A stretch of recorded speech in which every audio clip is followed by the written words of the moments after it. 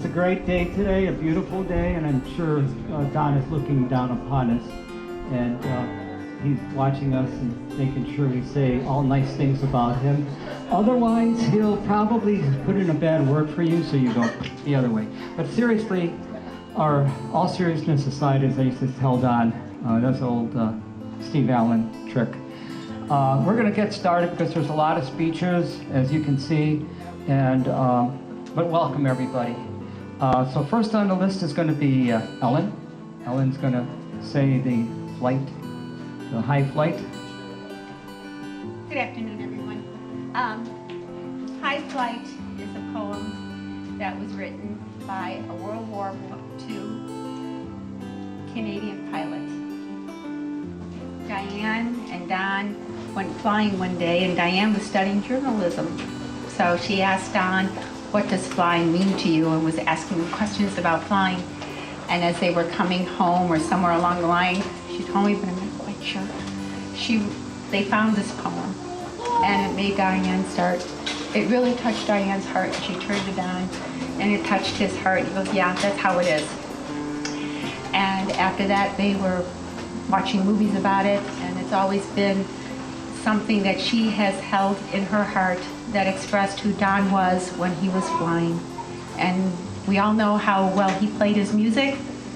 When he stopped flying, I think that's where his heart flew.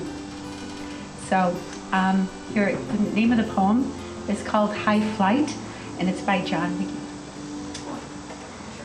Oh, I have slipped the burly, surly bonds of earth and danced the skies on laughter's silvered wings. Sunward I've climbed and joined the tumbling mirth of sun-split clouds and done 100 things you have not dreamed about. Wheeled and soared and swung high in the sunlit silence. Hovering there, I've chased the shouting wind along and flung my eager craft through footless halls of air. Up, up the long delirious, burning blue, I've topped the wind-swept heights with easy grace, where never lark or even eagle flew. And while, with silent lifting mind I've trod the high unsurpassed sanctity of space, put out my hand and touched the face of God. So I'll bow down our heads for a few moments and try and remember that peace and excitement he felt, because that is his gift to us.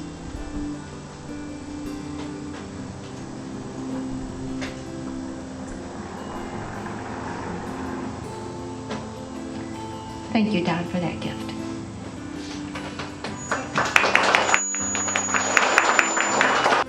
All right, we're going to call up Jake to do the toast. Jake is Don's grandson. So if you got a drink, if you don't have a drink in your hand, you just make believe you got one, okay? That's what we can do.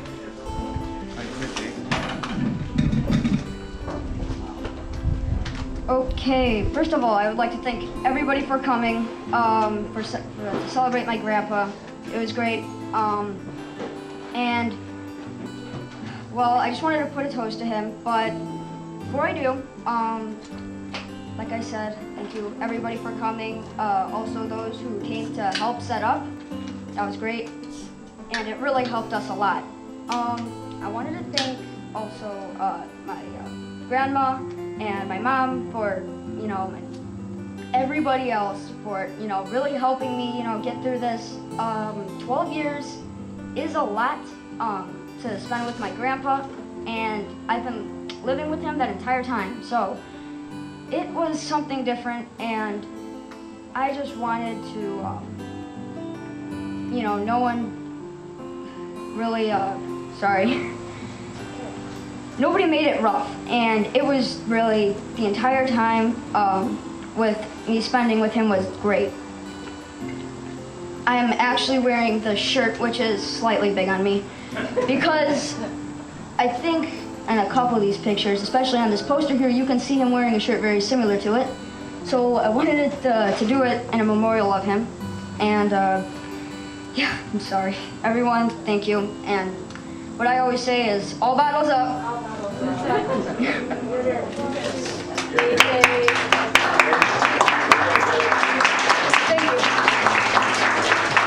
Jake was a big help when I arrived this morning. He was helping set everything up, and he volunteered to pass out the flyers, and he was a huge help, especially for an old man like me. I needed somebody like this.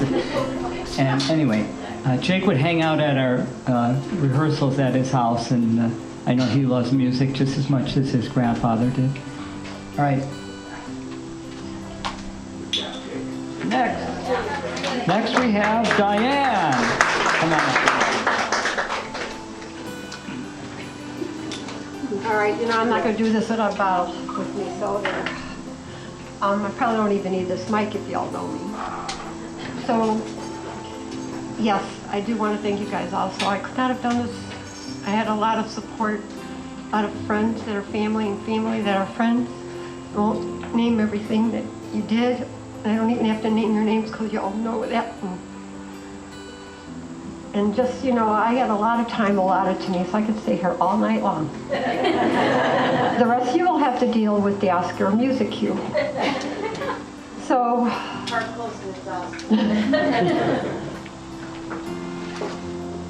trying to figure out where to begin. It was a surprise, but it wasn't. And we were supposed to have a celebration last year for his 70th birthday. I was trying to talk him into retiring. And we were going to be married 45 years that January.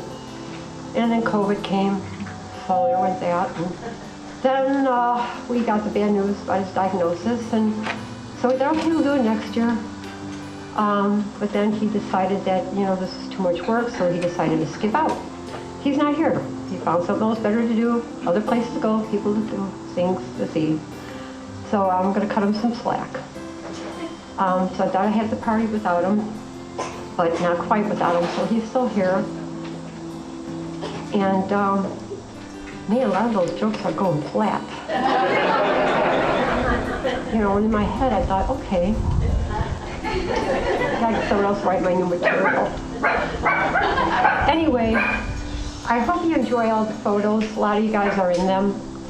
Unfortunately, a lot of stuff was on slides. He was a big camera fanatic, and everything was on slides back then, and I didn't have the oomph to do it.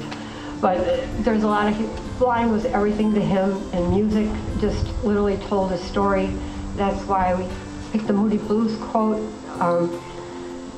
When we were dating, when I was allowed to date, we'd use my friend Ellen Weber. We'd hang out with her, and we'd crash out after partying and listen to the Moody Blues, the whole side of that album. And then it would be Marvin Gaye and all that. And so it was a band that we just stuck with us. Like the poem, it was something that I know that's how he felt about flying after his interview with me. So I'm now going to tell you a couple of fun stories. They're fun, but there's, in retrospect, I think they're sort of cruel what we did. He was sometimes gullible. I mean, like one time he was driving down and he goes, so where were you born? What hospital? And I said, well, I guess technically McNeil, I guess that's Berwyn. He goes, what do you mean technically? I said, well, I didn't really get born in a hospital. He goes, what do you mean? Well, what do you think I mean? I was born on a bus. He goes, what? I said, my mom didn't have a car, remember? Yeah, so she got on the bus, we drove, and somewhere where Austin Avenue, looked at there's a street, between the two towns, Cicero and Berwyn. I came out. And I went on this big story. I was all excited about, like, really? Going on and on. I go, yeah. I think, oh my God, what am I saying? This is, how much can I keep going here? So at some point, I don't know how I told him the truth. I thought, this snack can't be good. But I wasn't the only one. I mean, my sister Barb, she had a white sweater on. And just so you guys don't know the history, Carol, my oldest sister, married Don's older brother, Larry. Barb is in between me and Carol, and they were like friends without the benefits, if you know what I mean, okay? So they'd like go out for, like, got a party to go to, you know, want to see a movie, that type of thing. So she had a little white sweater on and it had a little turtle knitted on, and he goes, "What's that turtle mean?" "It's the Turtle Club." "What do you mean it's the Turtle Club?" "I belong to a Turtle Club." "You do? What do they do at the Turtle Club?" So she's expounding on all this bullshit and going on, and he fell for it. I don't know how she told him the truth, but, you know, again, there he goes. He just believes this stuff. And then one time it was Amy and I, we just gotten our dog, Sugar, and he was smitten by this dog. He wanted a male, but we wanted a female. And then, so we had her for a couple weeks, and it was April Fool's Day. So Amy and I decided to play a trick on him. And he loved this dog. So he goes, "What's wrong?" He saw our faces. I said, "It's about Sugar." He goes, "What's wrong?" He goes, "Well, she's not a she." He goes, "What?" He goes, "She's a he." He goes, "I know you wanted, you know, the girl dog, you fell in love with her, but it's really a boy." He said, "What are you talking about?"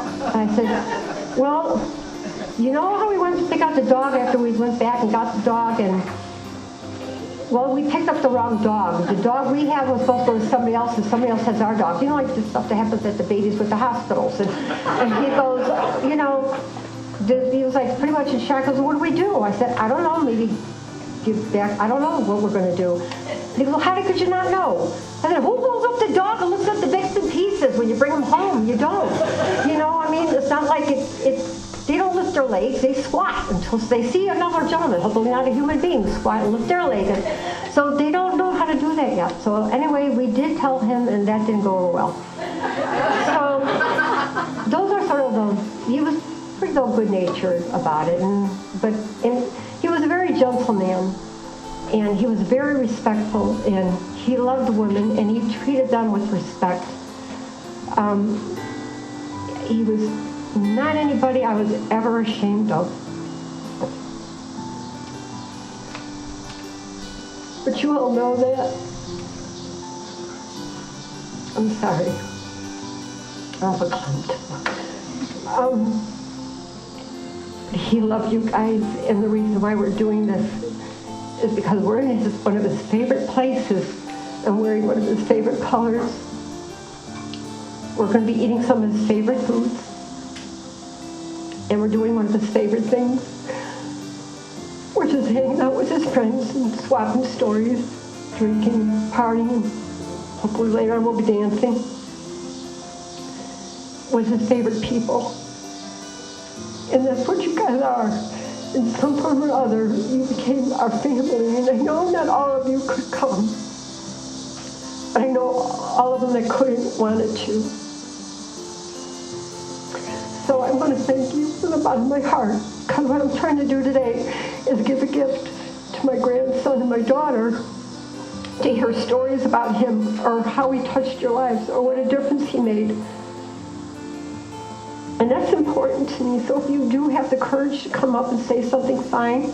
Chris, my employer, Karen, my friend, Bruce, kind enough not only to give us this is gift posters that they created and have Chris do the recording. That's Burns Photography, by the way. So if you can't come up here and speak, I understand. If you want to take a private moment after, you know, when we're eating or something, and I want to make sure he gets to eat too. That's fine. If not, you want to send me a letter, some photos, I'd be very grateful for that. So I'll probably think of some stuff later on that I wish I'd said, but I think I said what was most important to my heart. So thank you.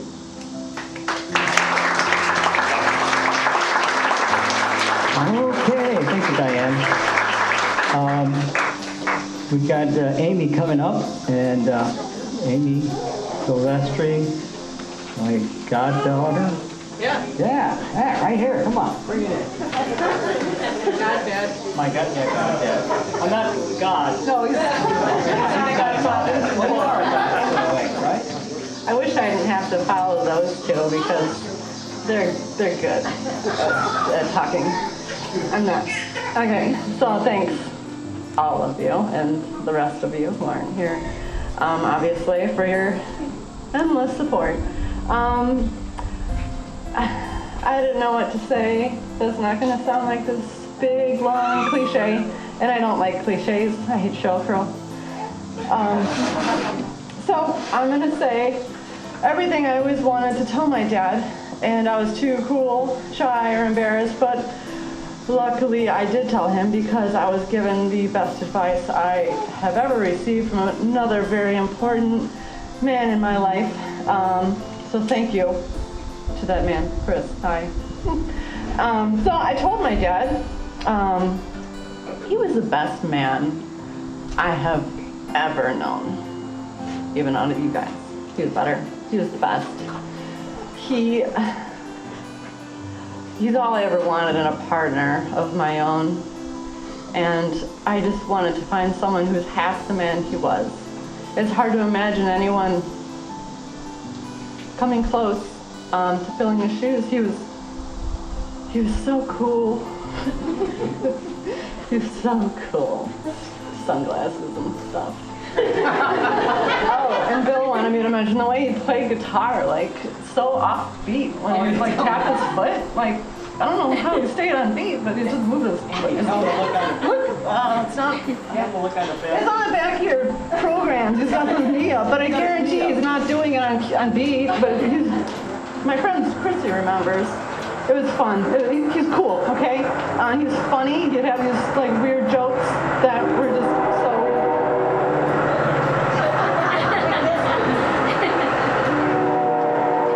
Okay, I'll just talk louder. And then not like just. I told him that me and Chrissy threw the lettuce that my mom wanted us to get at some kid on a bike, and he said, "Oh, Mom's gonna be pissed." I said, "Yeah." He didn't like being fucked with. So all the stuff that she did to him, he hated that. He did not like being toyed with. He didn't like being teased. But he was smart. He was like Google for airplanes and everything else.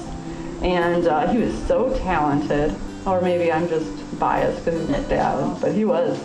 And respectful, as she said, polite. And of all this, he was humble. But when you complimented him, he would be like, thanks. Tell me another. And he loved his family. And I loved him. I'm not going to talk in past tense. I'm proud of him. I'm proud he's my dad. And this is not like me, but I am blessed that I know how much he loved us, because a lot of people don't know, but I know. And he would always say, this is the best day. All of us here at home. This is the best. So I love you, Dad. And I love you guys. Thank you.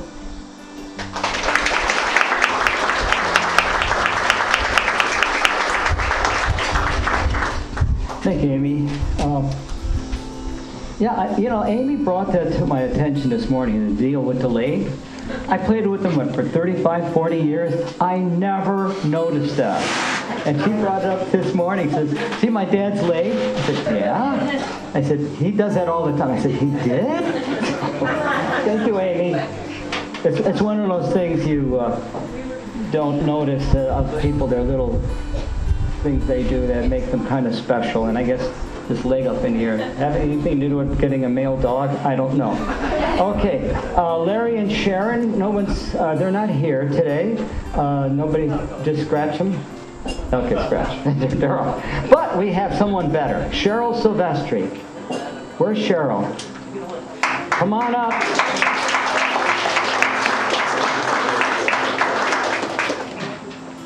Okay. Well, that was hard to follow.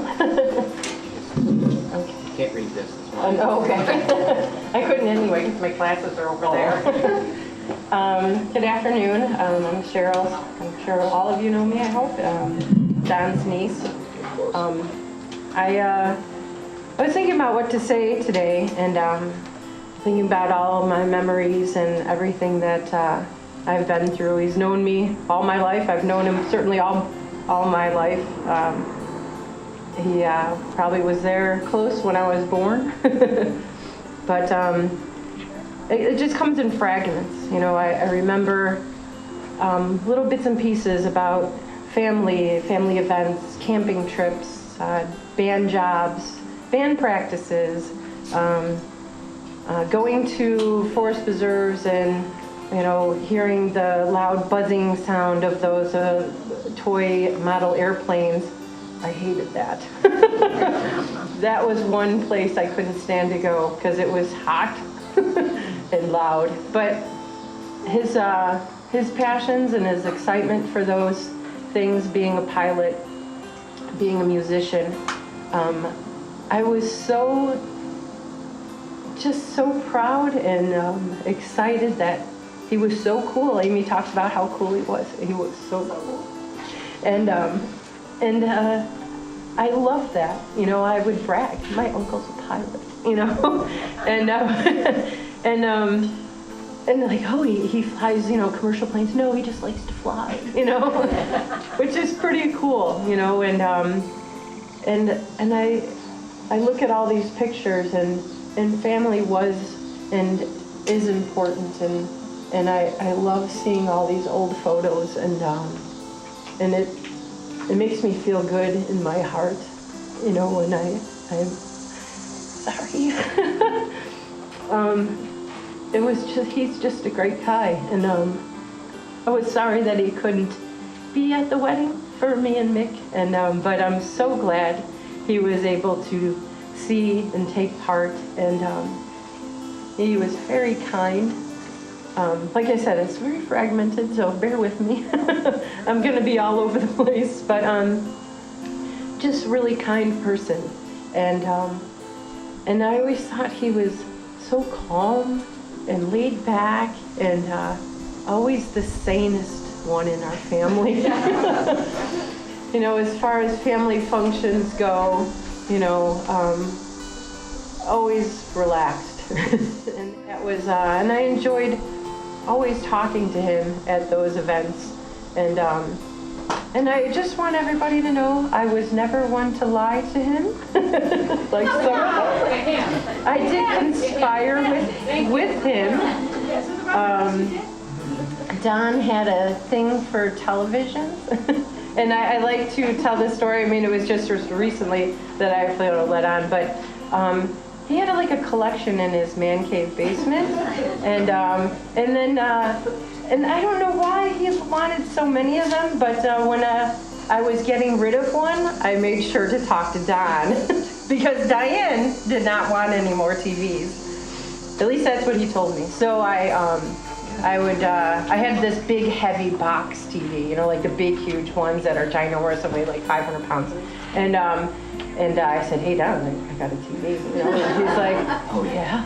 Like, yeah, you know, we can bring it over.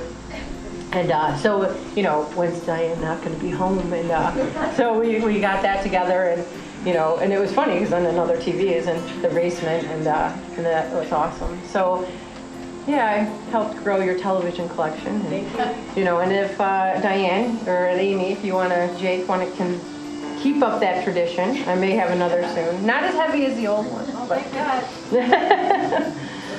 But just a cool dude. And I miss him. I miss him in unexpected ways. I miss him at unexpected times. And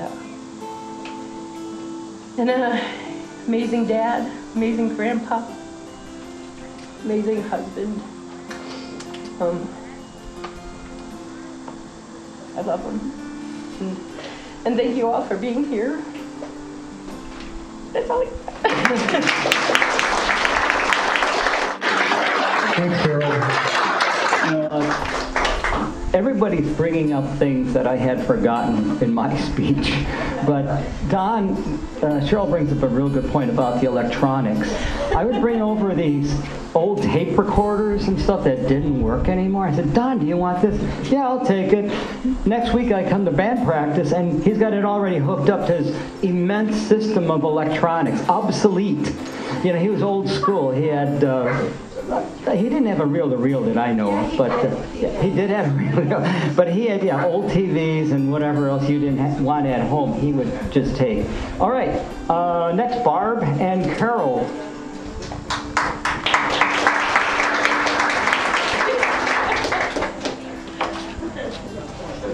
I'm Carol. This is Barb. Cheryl is a double niece because I was married to Don's brother for quite a few number of years. And Don was also her godfather. Yeah. Anyway, I only have one story to tell. Back in the day, when I was much, much younger and very, very pregnant with Cheryl, Don was going away to school down in Southern Illinois. He was home for a holiday. And I had bought myself, when I was 16, a Stella Harmony 6-string guitar for $60 at Crawl's Music Store in Cicero, which is now since gone. Because I was a Girl Scout, and that's what Girl Scouts did. You learned how to play a stringed instrument, so you could carry it around with you and learn all the Girl Scout songs. So Don comes home, and he says, so you still got that guitar? So yeah, and I got it out, playing some songs, and he says, I'd like to learn how. I said, sure, what do you want to learn? How to play. I said, well, I can teach you one song right now that you could play without any problem. Good old song, House of the Rising Sun. So it was only 3 chords that he could handle, and then I bought him a chord chart and some other things, and he just took it off from there. He was the best brother I ever had. I've been very, very blessed to have 3 brothers by marriage. Don, my sister Ellen's husband, Don Walker, and my brother-in-law, Jerry Duffick. But Don was the first, and he always has a very special place in my heart because he was the first. The man was truly amazing. I love him to pieces. I always will. And I miss him. I miss him every day. But then again, he's on to bigger and better things. He's playing with the angels and having a ball. And as he was leaving this earth, I said, now, Don, you get to play the Stairway to Heaven. So, thank you all for being here. I am so close to a lot of you people here, more family than friends, or we should say family friends. And you guys have carried me and my family through some very hard times. You also have uplifted us in all the good times. And that is so appreciated. You don't know how much. I thank each and every one of you for being here, and may God bless us all.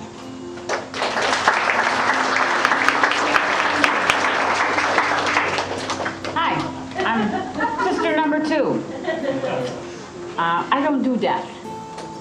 don't do death.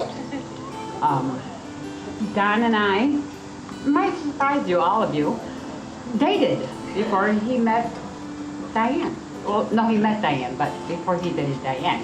Actually, he went out with my sister Carol, and then he dated me, and then he dated Diane. I don't know what about the Fruit Girls, but we're pretty awesome, apparently. The thing was, with Don and I, neither one of us wanted to get married. That's why we dated. We went with, I double dated with Arlene Klinka. Who was Arlene Klinka's ex? Sladek? Sladek, okay. And then there was, is Betty here? Betty? Betty the bitch? I'm sorry. Okay, I'm sorry. Don't mean to offend. But there was Betty the bitch, and then that's why we dated, because he didn't want to get married, I didn't want to get married. It was a match made in heaven. Unfortunately, I met my husband and John passed away. But I met Don through Carol, obviously, and we are co-godparents with Don. And I thought Don was very conceited. So I ragged on him, mercifully. And that's how we formed our relationship. I was just the mean person, but I found that he wasn't mean. Anyway, that's how we dated, and he became friends with my husband after my husband overcame the, you dated that guy? Issue. But he was a great guy, knew when to call for help when he didn't need it. And here's to Don.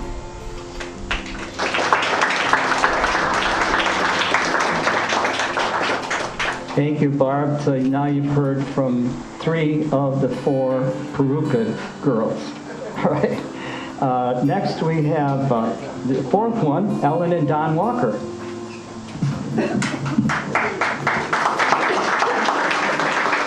Okay, yes, I am the 4th girl. And I should say, to continue the story, having been the 4th girl, He quit while he was ahead. I let you have your chance.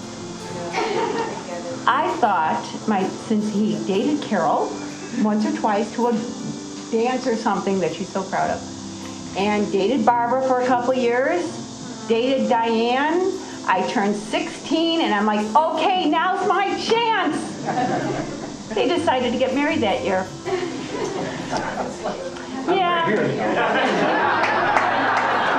I was 16. So it kind of bummed me out. I'm like, when's he going to get passed down to me? And we weren't allowed to date till we were 16, and I turned 16 in December, and Diane and Don got married in January of 76, so it kind of blew me out the water. However, it never changed how I felt about my brother Don. We have been, like Carol said, we grew up in a family. Once your family, your family. Larry and Carol have been divorced for a number of years, but he's still my brother. Don will always remain my brother. He's walked with me through a number of times that some people don't even know about, and he'll stay with me between him and me. However, I do remember a time when, like Carol, wanted to be a guitarist. Only I was the John Denver. And my whole family will tell you, I was the John Denver girl. I had long hair, cowboy outfits. And he took me to, was it Dick's? Big Al's down on 31st Street in Cicero to buy my first guitar. He bought me this wonderful, I paid for it, but he bought it, I just paid for it. Ovation guitar with bronze strings. If you don't know what bronze strings are, they're very hard to put down. But I tried to learn, and I tried to learn, and I tried to learn, and I listened. And then as I got older, I practiced for a while, and I saw the band play, Ellen and all the wonderful girls and boys and men Wish. And then my husband started playing, and I'm like, screw this, I'm never going to be as good as they are. So I gave my guitar to my husband, who plays it wonderfully. But I'll never forget the time he spent with me on that day, just encouraging me and saying, you can do this. This is you. Just let your heart soar. Let your heart go in the music. Because I watched him over many Wish jobs. He played at our wedding. He played at so many people's experience and celebrations of their lives. And that's all he wanted to do, was show people how much joy and love and peace they would find in music. And I will hold that in my heart forever. And I will hold his smile even when he was sick. And I walked into the hospital, and he goes, what the hell are you doing here? And we were here for you. And I can't say anything more except how wonderful he was. And I'm so proud to have him as my brother. And no, I did not bury Don because his name was the same.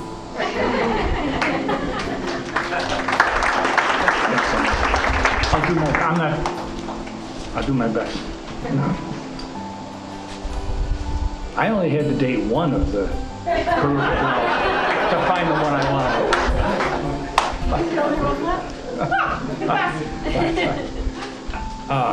When Ellen and I became engaged, Larry and Don, who were part of, still they're part of the group, the family, Larry was, and the TV show, the Newhart show was out where they had Daryl and Larry, and so Larry Sylvester says, well, hi, I'm Larry, and this is my brother Don, my other brother Don. So they were able to accept me into the family. I appreciate that.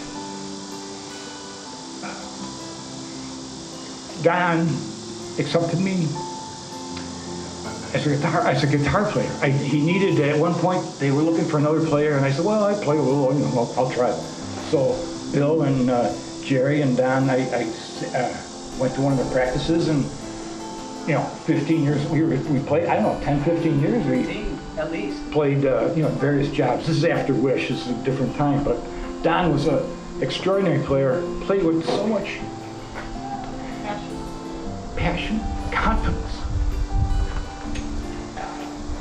I never played with the confidence that he... You're doing great,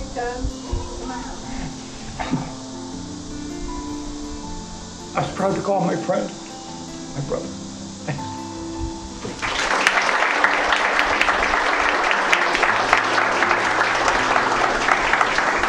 Yeah, that was a quite an addition to the band, having Don Walker join us, and so the two of them would play guitar licks after each other on certain songs, and I was impressed, really impressed, that here's two brother-in-laws, they're so talented, but that Don brought a lot to the band, and Don Silvestri, being the man he is, he didn't feel it as a competition, he felt it as just expanding more people who love music.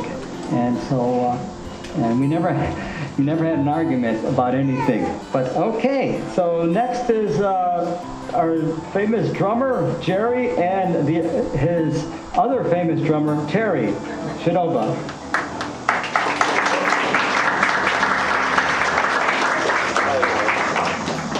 Good to have everybody out. I'm going to start crying, but that's okay. I miss my friend. I will always miss my friend. I met Don on top of Mud Hill on Harlem Avenue, where they were building apartment buildings. And after we threw rocks at each other for a couple hours, had the greatest mud and rock fight for kids in 4th grade. The next day he said, "Do you live on that new house over there?" I said, "Yeah." And that was it. From that day on, we would hang around together after school, became great friends. He told me he was Italian. And I said, "Oh, really? Italian?" I told my dad he was Italian. He said, "You can't hang around with Italian." Flash forward just a couple of years later, I would be at Don's house, and Adolf would go, "Gerald, you're staying for dinner." And I'd be like, "I don't think my parents would like, I called your parents." So I'd have great Italian food. And the most amazing thing about an Italian family versus a Czech family, the food is not all fattening. Okay, that's number one. And you got wine no matter how old you were. And Adolf would grow the grapes and make the wine right there on site. So you never ran out. So that was that. But going on with that, the adventures I had with Don are so many are in the pictures, they don't even begin to tell you the things we did together. We talked about flying. That was his passion. He couldn't wait to take me in the plane, for me to enjoy it, so that he could freak me out totally doing stalls and all that stuff. And I'm thinking to myself, "God, remember the time you crashed your car? Remember the time you crashed your bicycle? Pull up." Anyway, it was a great experience. I flew with him a lot. It was fun. We skied together. We went scuba diving together. There's pictures of that. I actually got Diane to go in a cave the first time she scuba dived in Cozumel. Freaked both of them out, but they were with me, so that was fun. Did so much with Don. The memories will never fade. They just get clearer with every day.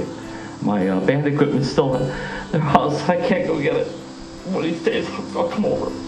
Because that would be the end of that. It'll never end in my heart. He was a wonderful man, best friend. And what is life on friends? I look around. You know how many people I wouldn't have known if I didn't know Don? Bill, Dad, just go around the room. I wish I could say all your names right now. Unbelievable. We arm wrestled together, went to college together, we set up each other's weddings, best man, did all kinds of things. Until now, a funny story. I gotta get out of this mood. I'm in college, and freshman year, and you have to take, we're in quarters, so we had to take 3 different classes in gym. One was health, so you had the other 2 choices. And Dad goes, "What are you going to take?" "We should do it together." I go, "I'm going to take gymnastics." He goes, "Oh." He goes, "I'll take gymnastics if you take wrestling." I said, "No way." He goes, "Come on, you got to wrestle." I said, "I hate wrestling." So, first day of class, the only kid in the weight class is mine is a blind black kid. And, you know, I was self-conscious about, I can't pick on him and I can't let go of him. And the guy was actually better wrestler than me and he couldn't even see. So at the end of the quarter, the teacher said, okay, if you want to A in the class, you have to sign up for the intramural contest, the big one that's going to be in the arena at SIU. So Don said, you got to do it? I said, I'll take the B. He goes, come on. so we go to the arena, and we're sitting there, and they're going to call your name of who we're going to wrestle. And it didn't matter if you won or lost, as long as you showed up, you get the A. That was a good thing, because what happened next is this big guy walking around with a cape on and high leather boots. I go, he thinks he's on TV, or what's going on here? A big beard. I go, I wonder what, excuse me, I'm going to put asshole, I'm going to have to wrestle him. Gerald Chidoba, would you please come up? Don had, all I did the whole match was try to run away from the guy. I didn't get pinned, but he won. And after that, Don had to wrestle somebody, and he beat a couple people. He was a really good wrestler, but he pulled his knee out, so I had to help him all the way back to the dorm. Remember that? So where we had a couple cases of beer, or a beer, I should say. That's just one of many stories, all the things, crazy things we did together. So I have a lot more. I don't want to take everybody's time. My life is richer for having him as a friend, and I know learning what it means to have a lifelong friend. He is my friend and always will be my friend. And to do things together, to make music together with your friends is so wonderful. We never did it for money. Well, sort of for money. I did it for fun. And I will miss playing with him. It was great.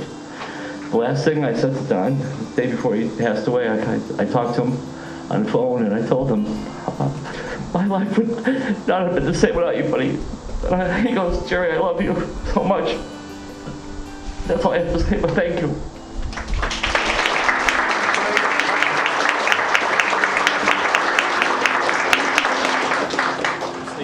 Terry, you're not going to speak, right?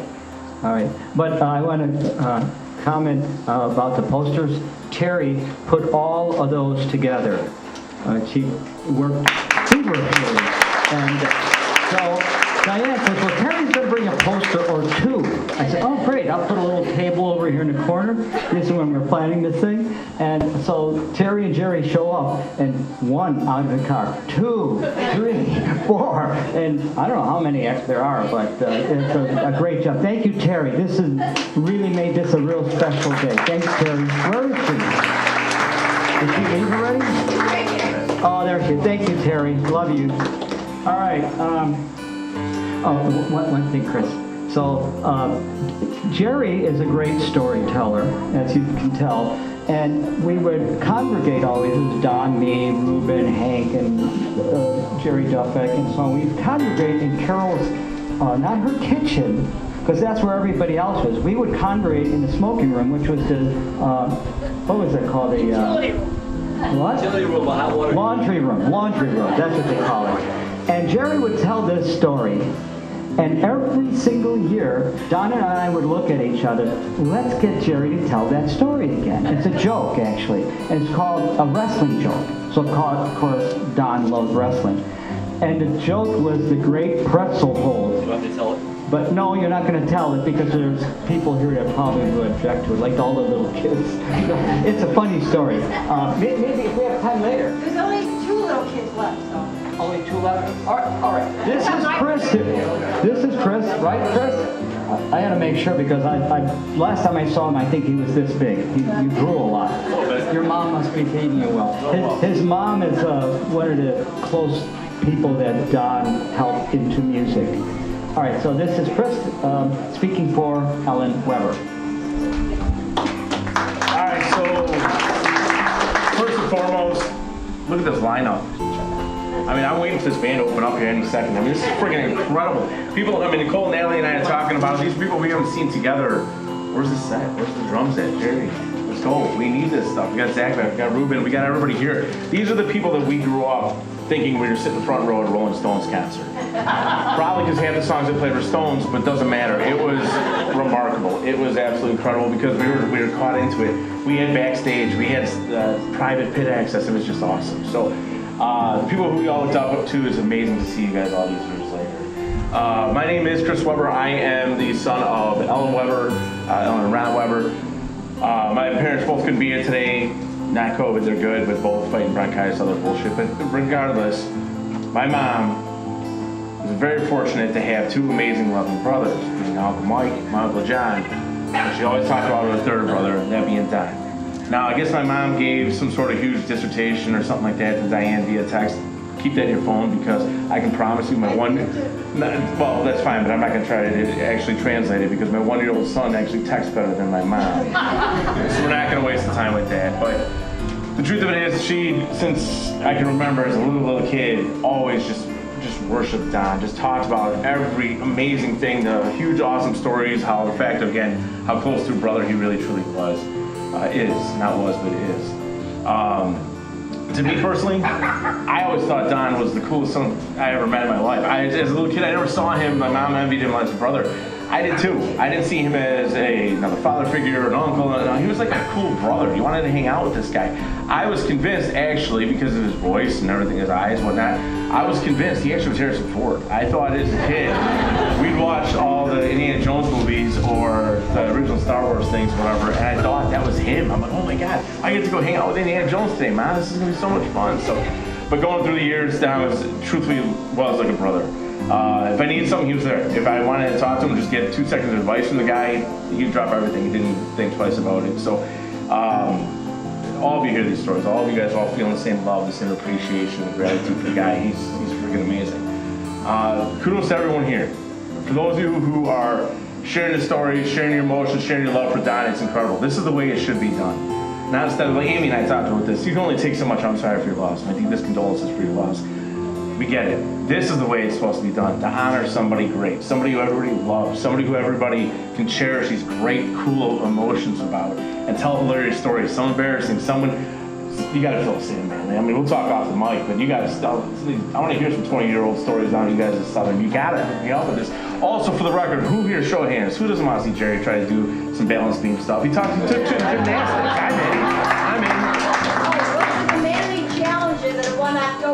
Yeah, well, we got a couple beers laying around. I mean, no alcohol is here. But either which way, we can make it work. But in closing, I want to say this. Much love to all of you. Much love for Don from all of you. Diane, amazing job. I know, I can only imagine how challenging this is. Amy, just the same. Well, and without a blink of an eye. Nobody would think twice about it, because we are all one big family. One way or another, we connected. I met a guy from friggin' St. Louis that I've been drinking with all day. My guy, my buddy, I like this guy. Drinking pop, drinking water. But no, the truth of it is, under the shelter here, we are all family. For those who couldn't be here from one way or another, they're part of the family too. That's just the way it is. So, to Diane, to Amy, your speeches, your presentation, your composure, phenomenal. Hands down, in my opinion, best speech of the day. I'll fight you otherwise. Jake. Give a round of applause for Jake. That was absolutely incredible. So, with all this being said, show your love. Show your love for Don, show your love for Amy, for Jake, for everybody. I mean, Don means so much to all of us. He didn't mean, he does mean everything to us. So, thank you guys for everything. Much love, and take care.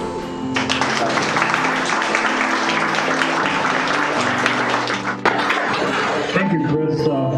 Someone shouted out in the back, I think it was Carol, that we used to go on these ski trips, the whole band, a couple bands. So Nancy was on 1 or 2. I know Jerry was one of the instigators. So Don would always go on these ski trips, obviously. He was an athlete, a very good athlete. And Larry, his brother, is also a very good athlete. So there'd be manly challenges. And so one ski trip, and I know maybe I shouldn't keep on telling stories, but I love this guy so much. So in the hotel room, the devil said there was a bathroom and a closet, and then there was like a ceiling this high, and there were these walls.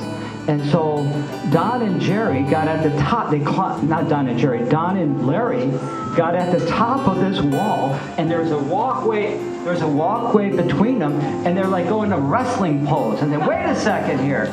So no victor on that one because it's too high. So anyway, I'm going to just let Nancy Albin come up here and talk a little bit about Donald.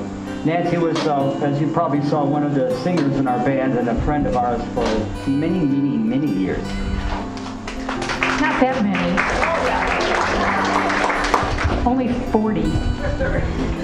I'm very honored to be asked to speak today, to be amongst the family and whatnot. But I'm going to speak to Don, and I want to just say I walked into Bill's basement when I was 22 years old, very green around the ears and not knowing what I was doing.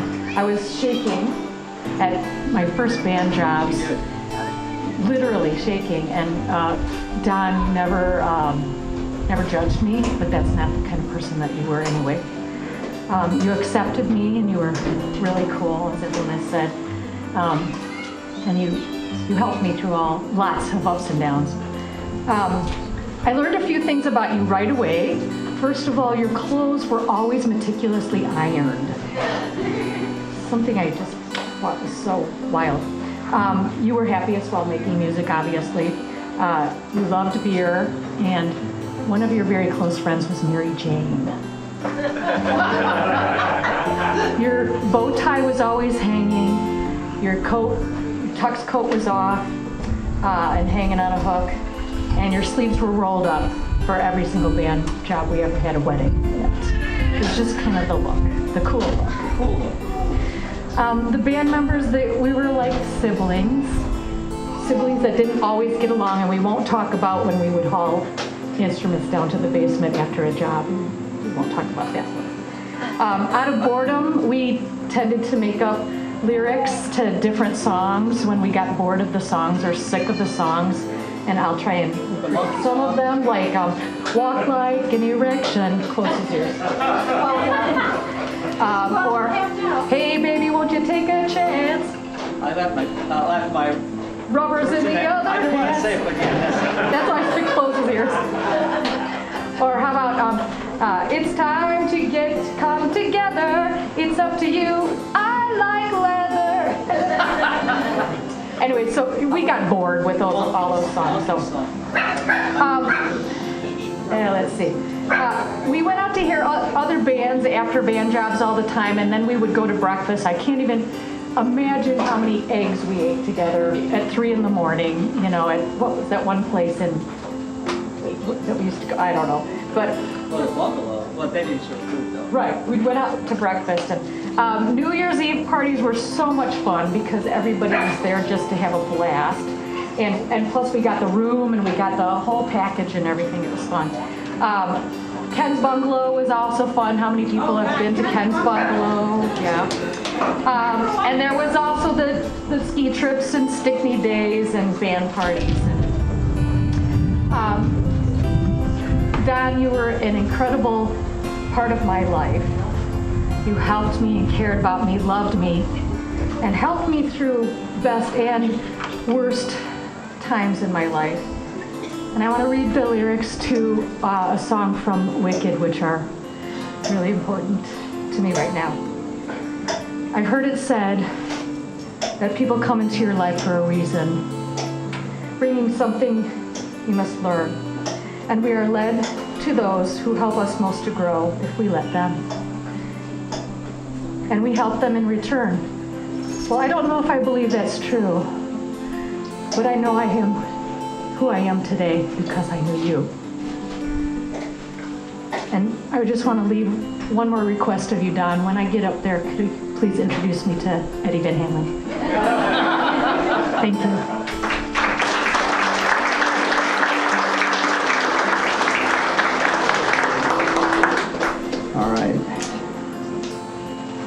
So my wife isn't here today, and everybody asked, where is she? And she's in San Antonio helping her sister out.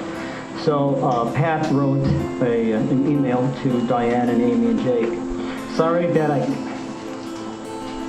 cannot be with you today as you celebrate the life of your dear husband, father, and grandfather. Know that I am with you in thought and spirit. We are bound together by the love and friendship Don gave us. This love is a beautiful gift from God. Another beautiful gift from God is music. Every time I think of Don, I think of the beautiful music he made and shared with us when songs like Sweet Child of Mine, Amy, Celebration, and so many others that Wish played together. I can feel his presence, see his smile, and hear his music. We were fortunate to have so many good and fun times together. I vividly remember so many practices and band jobs that Diane and I attended. We had so much fun singing along with the dancing to the rock and roll music of Wish. I could hear his joy to be with his friends and his love of music, through his guitar playing. He was not a man to do a lot of talking, but he sure did a lot of smiling and music making. I'm sure Bill and Nancy and other musician friends will share many band job stories, but I want to share a personal story.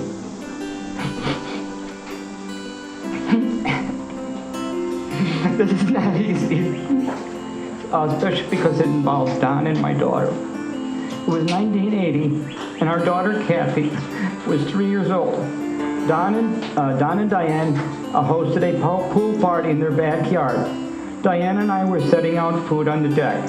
We were several hundred feet, it wasn't maybe 100, but we were many feet to get, we were several feet away. We called for everyone to get out of the pool and come eat. As Don and the kids were getting out of the pool and approaching us, I asked one of the little girls, "Where is Kathy?"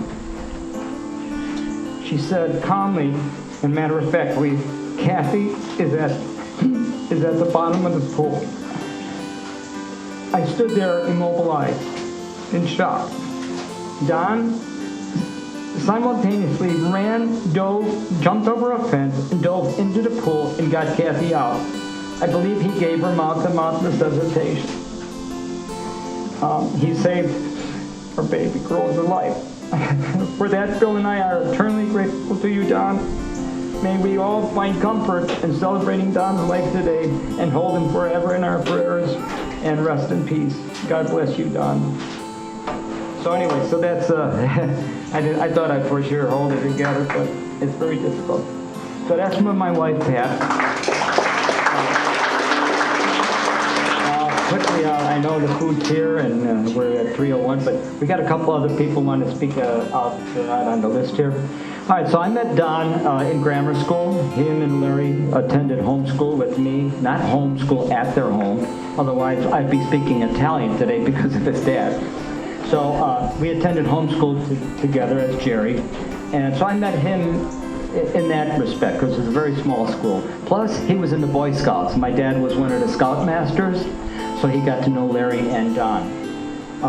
He also played a clarinet in grammar school. I don't know how many people know that, but he was a clarinet player. In high school, he wrestled, as you heard. As an adult, we met at my cousin, I don't know if it was Johnny or Robin's bachelor party. Do you remember, Jared? Johnny's bachelor party. And it was at my house. So we're showing these cartoons, as they used to be, the 8mm cartoons. You guys probably remember those, right? And all the young guys are going, what the hell is that guy talking about? I'll talk to you later. So anyway, so it's my cousin's birthday party. I started talking to him about music. He said, hey, I got a band. And I said, yeah, I got one too. So we decided to have a big jam session. Carol was in band, Ellen Weber was in his band, Jerry was in that band, and Don, I don't remember who else. And in my band, I think it was Joe Mejia, Steve Dombrowski, whoever it was. Anyway, so we decided to have a super jam session. So that's when I first met Don. Extraordinary musicians, as other people have said. Then one of the ladies, then I decided, I had decided, you know what, I'm not going to just hang around with guys. I'm going to get a girl in the band. So I got Ellen Summers in the band, and she was a music teacher just like Nancy. I recruited them right out of the classroom. Hey, you're not going home, you're going to band practice. So anyway, so Ellen was in the band, and Steve Dombrowski was my guitar player at the time. So Steve, on a Friday night, we had 3 jobs that weekend, 3 weddings, Friday, Saturday, and Sunday. Friday night, Steve was attending, he was in Vietnam, he came back and he started going to pharmacy school. The stress of playing and going to school was just a bit too much. So he came to my house, he said, I quit the band. You gonna play tomorrow night or the next? No, I'm quitting.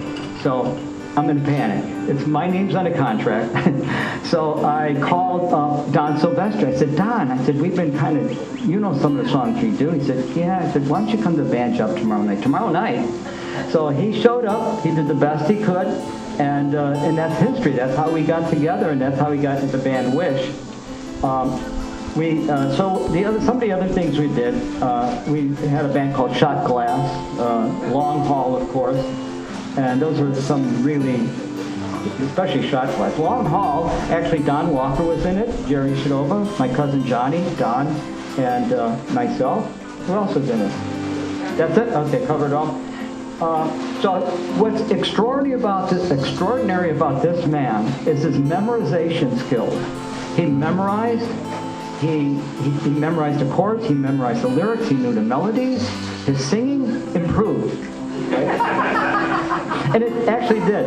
So he could play the bass guitar, the guitar, the mandolin, and there's I think a mandolin case up here.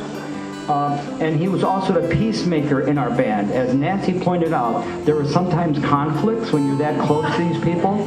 I mean, really conflicts, right, Nancy? And Nancy particularly likes champagne, and so do I. So one job they had a fountain of champagne, and so Nancy and I, before the job, and you're outside in a patio. Oh, this is really good stuff, right? So next thing we knew, we're blitzed, and we started arguing about something, I don't know, order of the song. So guess who comes to our rescue? Don. He's a peacemaker. He's a very special person. He's a special friend to all of us. He's a special husband. He's a special father. And he's a special grandfather. So our friendship actually goes back way, way a long time ago. And we're all sad in a way that he's gone, but we're also, I think what we need to do is say to ourselves, let's just continue smiling about Don. Because he put a smile on our face, he gave us joy, and I'm going to leave you with this, although we got Jake going to say a few more words. I told my wife, I said, this is what I would like to see on my gravestone. Don't smile because it's over, smile because it happened. You know, I'm not going to cry. Actually, I am. But I think we need a smile about Don. He's just a terrific guy. So I'm going to have to turn the mic over to somebody who's not crying, Jake.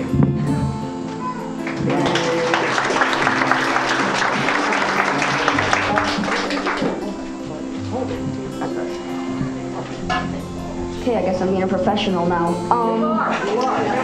So when I first went up here to do the toast, I realized I didn't say one story about him. I don't really have too many long stories, so I'm just gonna say a couple really short ones.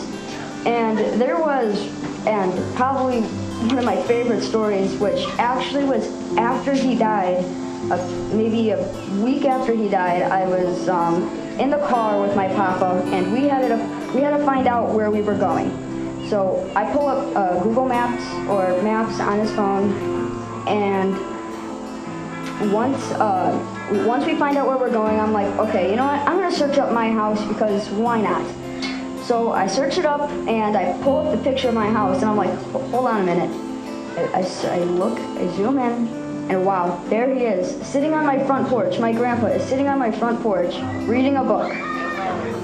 As always, yep. I guess there was no surprise. But another really funny thing he did, which I got surprised. A lot of people do it, but in this picture here, I'm sure he's doing it, but whenever he wore a belt on his band job, his precious guitars, he would have to turn it to the side. So he would put the belt over here, on his, somewhere not in the front. So even though he wasn't even using his guitar, he would still wear his belts like that. Come on. At least at church and stuff he didn't, so props. I had one more story, and I'm trying to think of it. Well, say this. Whenever I think a couple people have mentioned, he loved this place, this park, and you know it's really nice, quiet, and you know we would go through here. The family, Sprite, would come. My grandma, my mom, we drive through here, and we're driving slow because we have to admire the nature because that's how we did it. And like every 10 minutes there'd be a line of cars behind us, so we'd have to pull off to the side. And they're driving past us like for a good 3 minutes. I'm like, oh, come on, we gotta go faster. And recently, me and my grandma went and did the same thing. So, yeah, my grandpa was such a great guy. I can't think of one bad thing to say about him. As he was,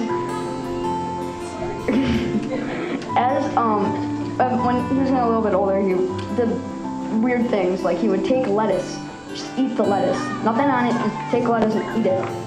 And like the flavor of lettuce, I guess. And another, he would tell me, hey, here's this Gatorade. He liked Gatorade, so he'd say, can you put this in the freezer, please? Okay. Well, I don't know why the freezer, so I put it in the freezer, and like, you know, by the time it's out, basically all the flavor is gone, and all it is just a block of ice. Quickly, I just wanted to also say before I get off here, everything, all these things all over back here, these pictures, please, you're more than welcome to take a look at this camera here, and that was something recent. He showed me this camera. Wow, cool. And there's these like Don's Guitar Lounge. Whenever I looked at that, pretty cool guy. So like other people have said, he's a really cool guy. Couldn't harmless. But you know, I want people to pay more attention to when he was happy and when things were better. All these pictures here, this is when he was happy. That's what we want to make this about. We want to make it when everything was good. We don't want to make everyone, I know, you're laughing at me. Yeah, I see it. So, I don't know if there's anybody after me, but if there is, I'll let them go. Don't worry, keep going. All right, that's Jake. You know, they absolutely picked the wrong guy to be the MC. He should have been the MC from the beginning. Thank you, Jake. Thank you very much. All right, now, is there anybody else that would like to say a few words before we partake of the food? Anybody would like to come up or just stand where you're at and just shout real loud? Anybody else? You do? All right, come on up. Come on up. Would you care to hold the microphone? Sure, why not? It looks professional. Hi, my name is Sue Clark. Amy introduced me to her dad. I was Amy's 4th grade Sunday school teacher, and we were putting on this little Christmas pageant in church. Are you another girlfriend? Not a girlfriend. Actually, Family. yeah, my late husband and Don and I played together at church for about 5 years, but how we met was through Amy. And there were probably 100 little kids going into church to do this little pageant for Christmas. Do you remember this? Yes. And Amy wanted to play piano, and nobody else was playing an instrument besides those who were supposed, who were scheduled at church. So I was trying to talk her into not doing it because it was going to be really complicated with another person. And she just really wanted to do it. You're passionate. And so her dad used to wait outside the door as class was ending and wait for you and pick you up. So he said, your little girl wants to do this. She's more than welcome to, but I can't be with her, to control volume or anything. And he said, oh, I'll do that. So your dad took this faith journey with you, all through high school, at least through the beginning of high school. And masses, we had a choir of teens and whatnot. And Don was a real holy man. I knew he was cool, but he wasn't cool around a church. He was a lector. He had a beautiful speaking voice. He had a beautiful holy presence. He was a good, saintly man and gentle, and I'm proud to call him friend. So, thank you, Amy. You added a lot more. Thank you. Did Don go to Sunday school? Hi.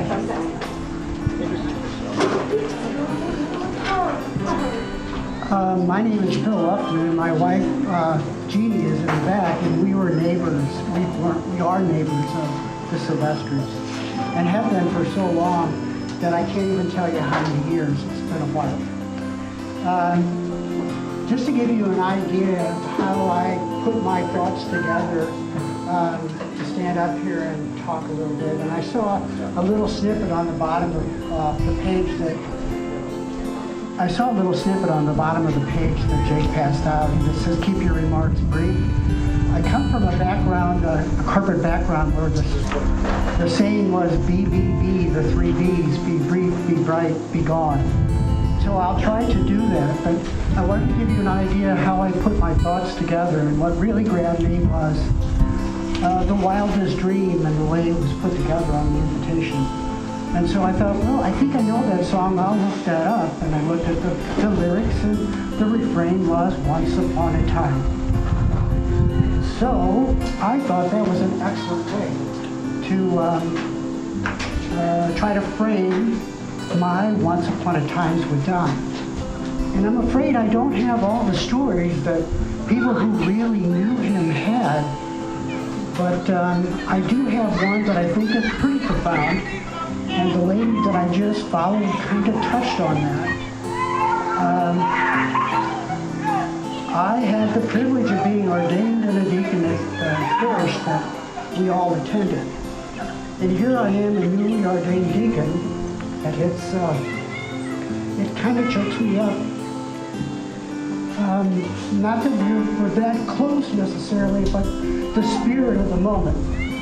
And it was a weekend where it's Meet the New Deacons, right? And we preach at all the masses. And guess who's playing? And I know my daughter couldn't be here today because she had to work, but I know that she will follow up with an email or letter. I will try to speak for her, but not in her words.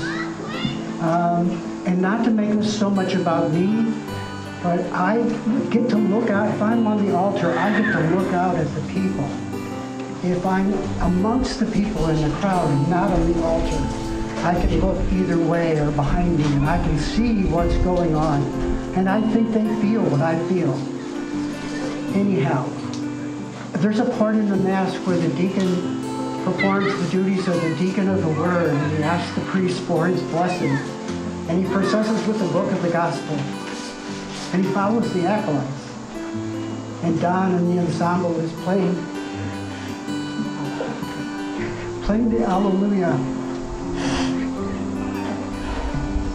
Obviously, it's very meaningful to me. When I get myself set and collected at the ambo and I look at the crowd and I'm ready to go, I let go, I'm ready to speak, I'm ready to read. And I look at people. Don had a marvelous gift with music. I was trying to come up with a word that would fit what I thought the congregation was feeling when he played. And it came off of a license plate in the state of Utah. It says, "Life Worth Elevating." Wow, that was it. He elevated the liturgy. I never felt so close to God that I did in that moment. And guess what? I was rewarded with many, many more, because he was there practically every Saturday night or Sunday sometimes. It was an experience that I will never forget. He used the gift that he was given by God to glorify his God. I know I'm probably not being brief and bright and gone, but The last thing I probably would want to say is that in this fragmented presentation, I thought of Mr. Rogers. And there was a movie called A Beautiful Day in the Neighborhood. And I won't be a spoiler. If you haven't seen it with Tom Hanks, I recommend that you watch it. And towards the end of the movie, there's a man who's dying on his deathbed. Mr. Rogers arrives at the door, and he knows some of the members of the family that are around the dying man. And he shows up with a bow tie, I think a sweater, and a pie that he baked. And there's like an elephant in the room, even though they're excited about seeing him. And the conversation is awkward, and no one knows what to say, and they can't share, and they can't let go. And Mr. Rogers just simply says, you know, if death is human, death is mentionable. If death is mentionable, death is manageable. And boy, what a lesson I've been taught here. I didn't need Mr. Rogers, I guess, to explain it to me. I think you people did a very excellent job. I think Don would be extremely proud of you and the once upon a time stories you shared. And I would just like to close with a blessing, if I can get through it. Don, may the Lord bless you and keep you. May he let his face shine upon you.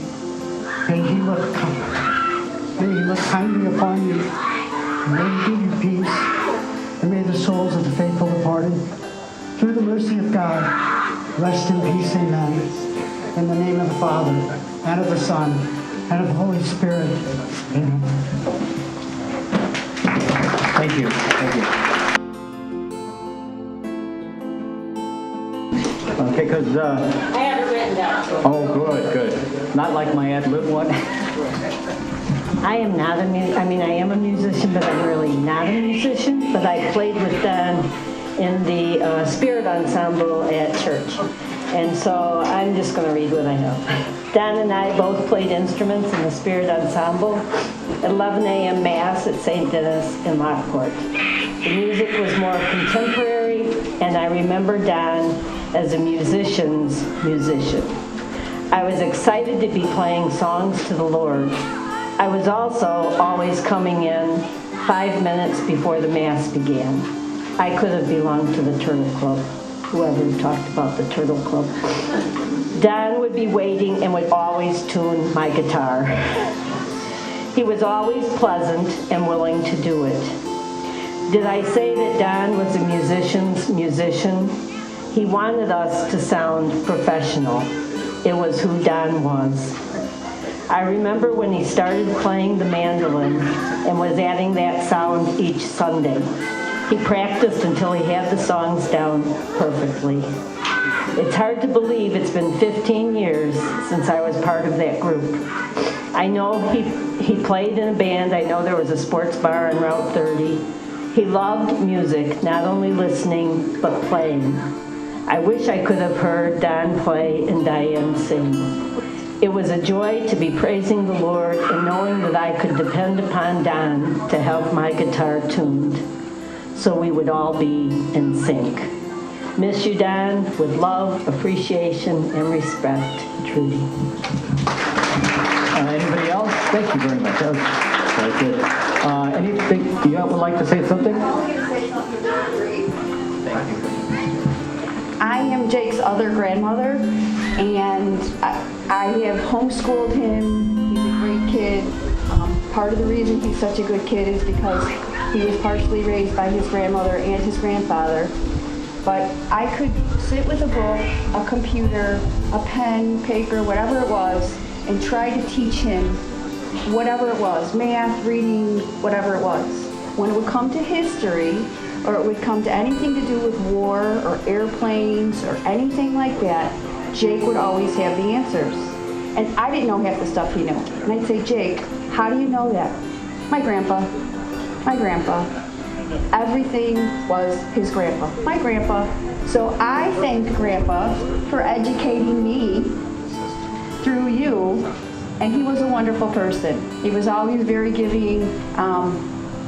We are family, we've all become family, and I'm happy to be a part of this day.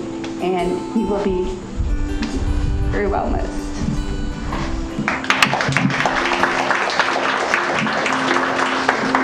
You like that? I'm Jake's grandfather, also.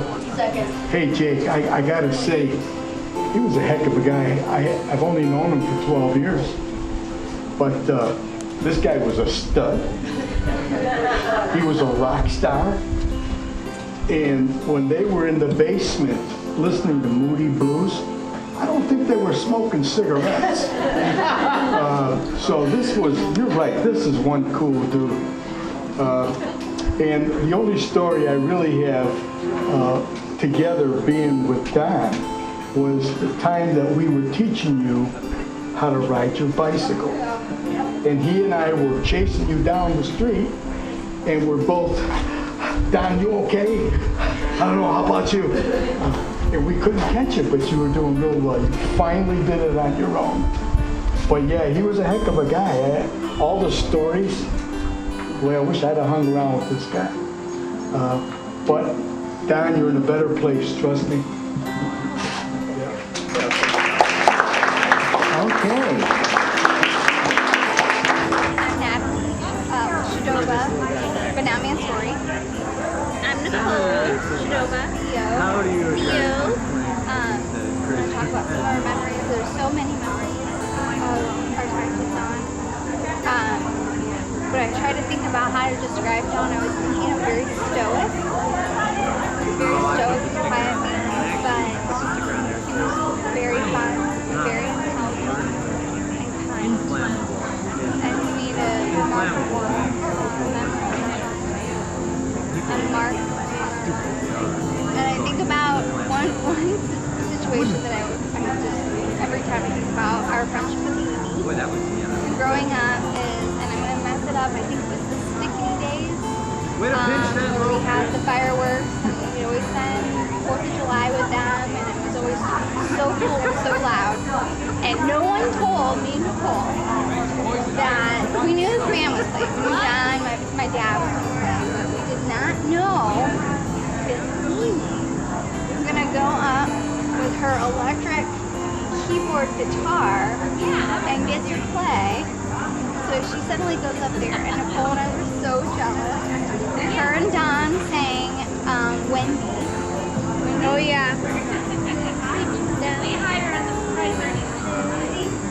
Yeah. Change the words to Amy.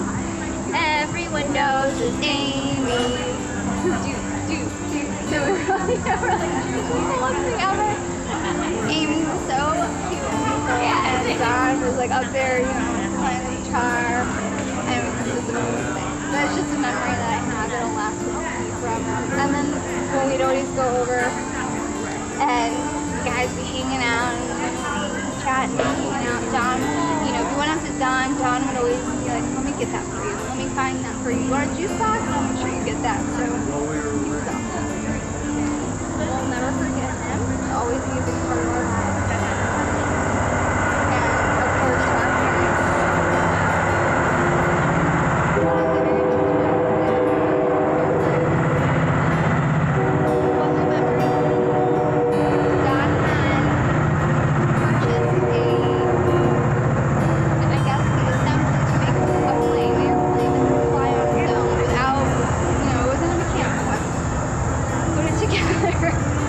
Set it out the backyard, swerves like it is the coolest thing.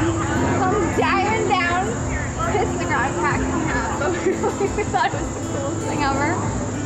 We've never seen anything like it. Nicole and I were like, we play with it now. Well, no, it's busted, but it was the coolest thing ever in the backyard. And there's just so many memories like this that were fun. I remember they had this den at their house, and because Don was a pilot, Amy always wanted to be a pilot too, so she put on his earmuffs and be sitting on his workout chair table, and she would be talking like she's on the plane, and we'd all ride on it. While they had the band practicing in the basement. I remember that. That was pretty cool. We played all the TV supposed to play with. Yeah. Pretend that we were And then we wanted to be in a band just like them, so we created our own band. For a little, had a little band for a little bit. I don't remember the name of it, but it was. We thought we were good. We thought we were I great. feel like we were good. I feel like we were good. You should have seen us. But I felt the same way. Don was always really kind. He was quiet, but when he talked, he was always really funny.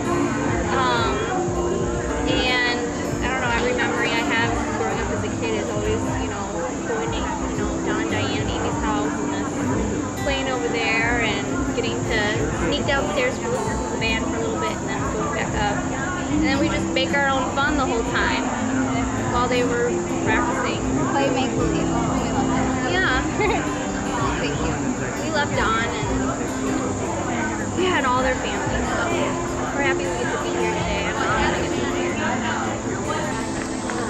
So obviously I know Diane more than I know Don, but I have met Don a number of times over the years, and he always gave me the impression of just being a kind, gentle soul, and I see that reflected in Amy and Jake, and Amy, I feel like you kind of have this thing, that sounds weird, but same aura as your dad, like very calm, very cool, like the cool thing everybody said, and just the way you speak, you remind me of your dad. And Jake, I reflect what some other people have said, like your passion for planes and war and history and NASA. I can see that all coming through from your grandpa, and I think that's amazing, and I think you'll always have that gift from him throughout your life. And Diane, I can't tell you enough how much I think you and Don complemented each other. Like, you have completely different personalities, but it works. I truthfully think that you remind me a little bit of Pixar's Up. Remember the couple, Carl and Ellie? Especially in the beginning, like, Ellie just talks nonstop. She's hyper, she's crazy, and Carl is just kind of very calm, just kind of goes along with what she says. And that's kind of how I feel like you and Don were. And there's just one funny quote. She says in it, she pops her head up and she's like, "You don't talk much. I like that." And she runs away. And then they end up, being soulmates and being together forever and through some sad times and good times. Sorry to break up. But I will say that hearing all these wonderful stories from friends that have been friends for years since childhood is amazing, and you can really see how Don touched people's lives and how much he was truly loved. So he's had a great life, and just always remember that I'm sure you're so grateful that My grandpa, and there's nothing bad to say about him. He helped me and didn't really do anything bad that I can think of. He was funny. Towards the end, he was quite different, but I like remembering him on how he was maybe 2 or 3 years ago. That's when we were still playing baseball. I mean, he had a hurt back, hurt leg, hurt everything. Cancer. He still goes outside. He would still go outside with me, ride his bike with me, play catch, and he really helped me, and he was a good, inspiring man. When I learned how to ride my bike, he was there. When I feel like anything I did, he was there. When I started school, he was there. In fact, every day when I went to school, he was in the pool, winter. He would meet me by the bus stop, and he would sit in his car waiting for the bus to come. And, if he wasn't there, I don't know what I would do. I mean, I don't know how many people I can tell that, how many people can say that their grandfather was a musician, an excellent like that, and a pilot at the same time. Special guy, everyone loved him, and couldn't dislike him. I don't know how it could be if you could, but every picture I see of him and every photo of me and him was just him.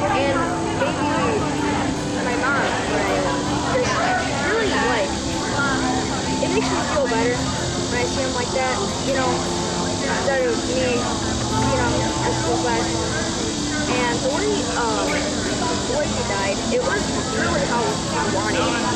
He wasn't in the hospital, and that's where I'm home.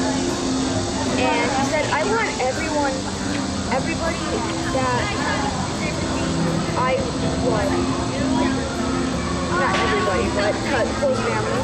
I want Jake, Amy, my mom, and Diane, my grandma, and my dog Sprite, all sitting there with me. And I want it to be a nice, sunny, hot day. Well, he died in the middle of March. It was still pretty chilly out, but luckily enough, we got a really, really good day. We got 70 outside. Lovely. And my mom says, he was on that bed for days. And it was to the point where, I don't like saying this, I don't mean to sound rude, but you kind of really wanted to go because it just terrified everybody just looking at it and waiting for the second. Well, my mom says, I go, why doesn't he stop? And my mom goes, because you're constantly staring at it. So take a couple minutes to go away. And I do. A minute later, my mom looks over my shoulder. And that's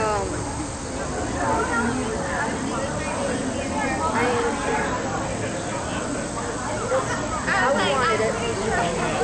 That's how we got it. Thank you.